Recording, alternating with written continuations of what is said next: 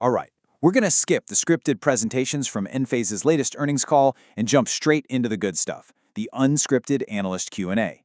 This is where you really find out what's going on, how the company's thinking in real time about its biggest challenges, especially with the huge transition year of 2026 looming just around the corner. So we dug through the whole Q&A session, and really, it all boils down to 5 key themes that kept coming up over and over again. We're talking about their pretty scary financial forecast, a big slowdown in Europe, their major bet on new batteries, a really creative plan for what happens after the tax credits disappear, and a brand new move into commercial solar. First up, let's get into the numbers, because this is what had every single analyst on the call paying very close attention. We're talking about the financial forecast and what looks like a really tough start to 2026. So you can imagine the main question on everyone's mind was pretty simple. After a decent quarter, why on earth are you signaling such a massive drop in revenue for the beginning of 2026? It just didn't seem to add up, and everybody wanted to know what was behind it. And this is the number that got everyone talking.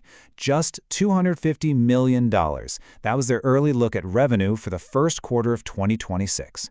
Now, to give you some context, that is a huge step down from their recent performance. So what's the deal?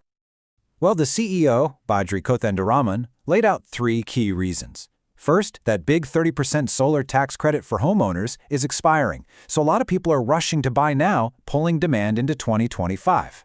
Second, Q1 is just always slow after the holidays. But the third point, that's the most interesting part of the strategy. Enphase is deliberately planning to ship less product than its distributors are actually selling. And you don't have to take my word for it. The CEO said it himself. He said they want to be abundantly cautious and not overload the channel. This is a very deliberate choice. They're choosing to start 2026 with clean, lean inventory, prioritizing the long-term health of their sales partners over just pumping up one quarter's numbers. And check this out. This chart shows you exactly how they're doing it. The market is actually buying around $375 million worth of their stuff. That's the bar on the left, the sell-through. But Enphase is only planning to ship about $330 million. That gap, that intentional $45 million difference, is how they're actively draining inventory out of the system, so they're ready for that slowdown. Okay, so we've talked about the forecast. Now let's switch gears and head over to Europe, because that was the next big red flag for analysts. Revenue there took a nosedive, hitting its lowest point since way back in 2021. So what is going on across the Atlantic? One analyst basically asked, hey, we know the whole European market is weak, but it looks like you guys are doing a little worse than your competitors. What gives? Is it competition? Is it your products? What is it? The CEO really broke it down country by country. In the Netherlands, a key policy that basically paid homeowners for extra solar power is ending, which has created a ton of uncertainty. In France, they've cut back incentives for sending power to the grid. And, when you have a shrinking pie, the fight for a slice just gets a lot tougher. So how do they fight back? Well, the whole game plan is shifting. It's not just about solar panels anymore, it's about solar plus storage. In the Netherlands, they see this huge opportunity to go back to their 475,000 existing customers and sell them batteries. In France, the focus is all on using your own power. And their secret weapon for all of this is a next-gen battery that they think will totally change the game on cost. And that brings us right to the heart of their strategy, really, the batteries.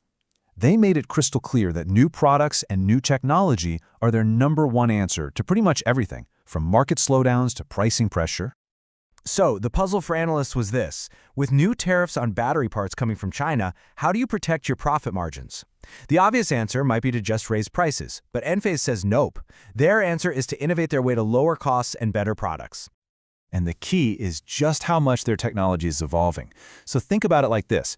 Their last battery was good, really good, for grid-tied systems where you sell power back. But this new 4th generation one, it does all of that, plus it gives you whole home backup if the power goes out. And it does it for basically the same price to the homeowner. That is a massive leap in value. And wow, is the market responding? I mean, even though it's brand new, this new battery already made up 40% of all their battery shipments in the US last quarter. That is an incredibly fast ramp up, and it just shows you how much people want that backup capability. But get this, they're not even stopping there. The CEO started talking about the 5th generation battery that's coming, and he used some really powerful language. He promised a step change in costs, 50% more power packed into the same space, and a sleek new design. This is their big answer to the competition in Europe and margin pressure everywhere. All right, now let's tackle the elephant in the room for the entire U.S. solar industry. What in the world happens when that huge 30% tax credit just goes away at the end of 2025? I mean, this really is the billion-dollar question, isn't it? For years, the whole industry has been built on this direct-to-consumer credit. It's what makes the numbers work for so many people. How do you fill that massive hole and keep the market growing? Okay, so the industry has a clever new play. It's called a prepaid lease, or PPL. Here's the gist of it. Instead of you owning the system right away, a financing company does. They get to claim a commercial tax credit, and then they pass those savings on to you, the homeowner, in the form of a lower payment. It's a smart little workaround. So when you put the old way and the new way side by side, what's the bottom line for the homeowner? Well, the CEO was really clear about this. Even though the behind-the-scenes mechanics are different, who gets the credit, when you officially own it, the end result, your final economics, should be very, very similar. This is the industry's big bet to avoid a cliff in 2026. And for our final point, we're looking at something totally new for Enphase, a plan to jump into a brand new market they've never touched before, large-scale commercial solar. This is a really big deal. For the very first time, they're going after the 480-volt, three-phase commercial market. Now, that might sound super technical, but all you really need to know is that this unlocks a whole new world of customers for them. Think office buildings, warehouses, factories, places their old tech just couldn't serve. And this isn't just a Me Too product. They're coming in with some serious firepower.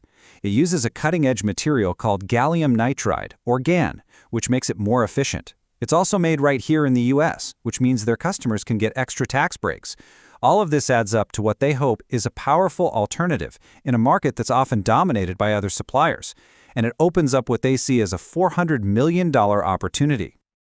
So, when you put it all together, what do you get? You've got a company that's clearly playing defense for the near-term storm. They're clearing out inventory, managing expectations. But at the same time, they are lining up some massive offensive plays for the future. New batteries, new financing, and a totally new market. The real question is, will these big strategic bets be enough to pull them out of that trough and get growth fired up again in 2026?